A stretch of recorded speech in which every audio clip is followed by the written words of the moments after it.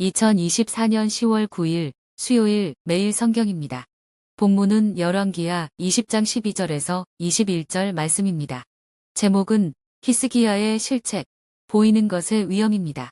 말씀을 정리하면 다음과 같습니다. 바벨론 왕이 히스기야에게 사자를 보내어 선물을 주며 환대를 보입니다.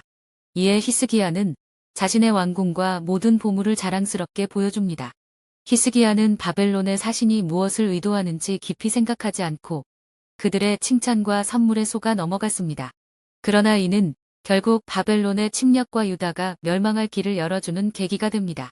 우리는 오늘 말씀을 통해 치유의 은혜를 받은 히스기야가 심판의 예언을 받은 이유가 무엇인지 살펴보겠습니다. 이를 위해 말씀을 자세히 들여다보겠습니다. 먼저 12절에서 13절 말씀입니다. 히스기야의 착각입니다. 히스기야는 방문한 바벨론 사절단에게 모든 것을 공개합니다. 바벨론 왕은 히스기야가 병들었다는 소식을 듣고 편지와 예물을 보내 그를 위로합니다. 그때 히스기야는 병문 안으로 방문한 바벨론 사절단에게 왕궁의 보물과 무기를 모두 보여줍니다. 그는 아수르와 대적 관계에 있는 바벨론과 협력 관계를 맺는 것이 좋다고 판단한 것입니다. 하지만 이는 위기 때마다 기적적으로 역사하셨던 하나님을 전적으로 의지하지 못한 행동이었습니다. 역대기서에 따르면 바벨론 사절단의 방문은 하나님이 히스기야의 마음이 어디에 있는지를 알기 위한 시험이었습니다. 히스기야는 놀라운 하나님의 은혜를 받고도 끝까지 신실하지 못하고 교만하여 하나님의 은혜를 잊고 시험에 실패하게 됩니다. 다음은 14절에서 18절 말씀입니다. 하나님은 이사야 선지자를 통해 히스기야에게 심판을 선언합니다. 그때가 되면 히스기야 왕이 자랑했던 왕궁의 모든 보물을 빼앗기고 왕족들은 포로로 잡혀 갈 것이라는 충격적인 내용입니다. 이는 유다에 다가올 미래는 바벨론과 연합한 낙관적 미래가 아니라 바벨론에게 치욕을 당하는 비관적 미래가 될 것임을 의미합니다. 마지막으로 19절에서 21절 말씀입니다. 히스기야의 잘못에 대한 시인입니다. 히스기야는 이사야의 경고가 자신의 시대 이후로 미루어진 것에 안도합니다. 심판의 메시지를 들은 히스기야는 그 말씀이 선하다고 말하며 자신의 실수를 인정합니다. 그는 교만했고 하나님의 은혜를 잊은 자신의 잘못을 시인했습니다. 그의 이러한 태도는 사무엘의 지적에 핑계와 변명으로 일관한 사울과는 달랐습니다. 나단 선지자의 책망을 듣고 잘못을 인정한 다윗과 닮은 행동이었습니다. 하나님은 즉각적인 심판을 내리지 않고 그의 생애 동안 평안함을 주셨습니다. 그는 사는 날 동안 평안을 주신 것에 하나님께 감사합니다.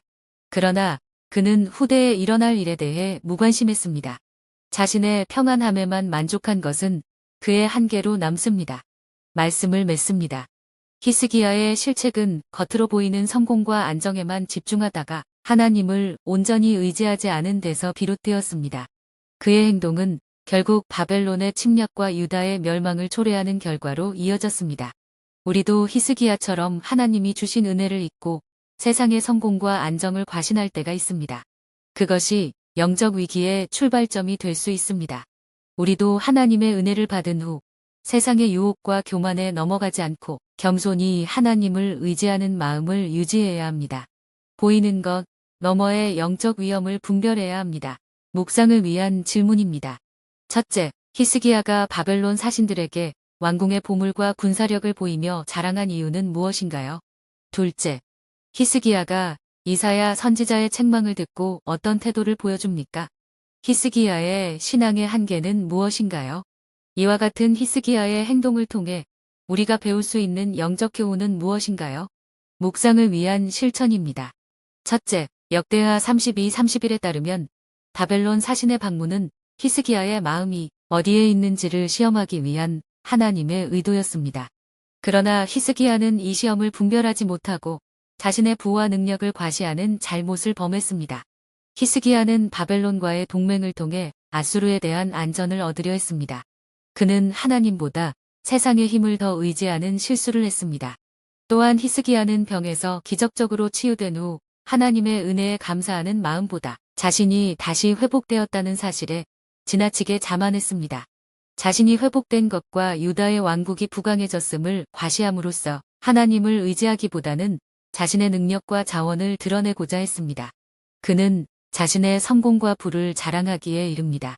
교만은 하나님과 멀어지게 하는 가장 큰 적입니다.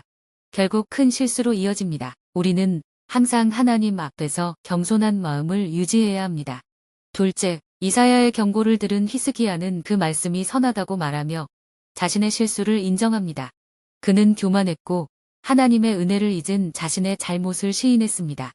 히스기야는 자신의 교만을 회개하였으며 하나님은 그에게 즉각적인 심판을 내리지 않고 그의 생애 동안 평안함을 주셨습니다. 하지만 그는 미래에 닥칠 위험에 무관심했습니다. 자신의 평안함에만 만족했습니다. 잘못을 인정하고 회개하는 것은 중요한 신앙의 자세입니다. 그러나 그의 한계는 미래에 대한 책임을 다하지 않은 점에 있었습니다. 우리는 현재의 평안과 안정에만 안주할 것이 아니라 다음 세대를 위해 신앙적 책임을 다해야 합니다. 우리의 결정과 행동이 미래 세대에게 어떤 영향을 미칠지 늘 생각하며 살아가야 합니다. 그들이 하나님을 온전히 따를 수 있도록 준비하는 것이 우리의 중요한 책임입니다. 기도드립니다. 하나님 아버지, 때때로 우리는 세상의 성공과 외적인 모습에 현혹될 때가 있습니다. 히스기야가 바벨론의 칭찬에 속았듯 우리도 세상의 유혹과 인정에 마음을 빼앗길 때가 있습니다. 주님의 뜻을 바로 분별할 수 있도록 영적 분별력을 허락하여 주옵소서. 세상의 힘과 방법에 의지하지 않고 오직 하나님만을 의지하는 믿음을 더하여 주옵소서. 우리의 삶 가운데서 교만이 틈타지 않도록 우리의 마음을 다스려 주옵소서. 우리의 결정과 선택이 우리 후대에게도 영향을 미친다는 것을 기억하며 다음 세대가 주님을 온전히 따를 수 있도록 준비하게 하옵소서. 예수님의 이름으로 기도드립니다. 아멘.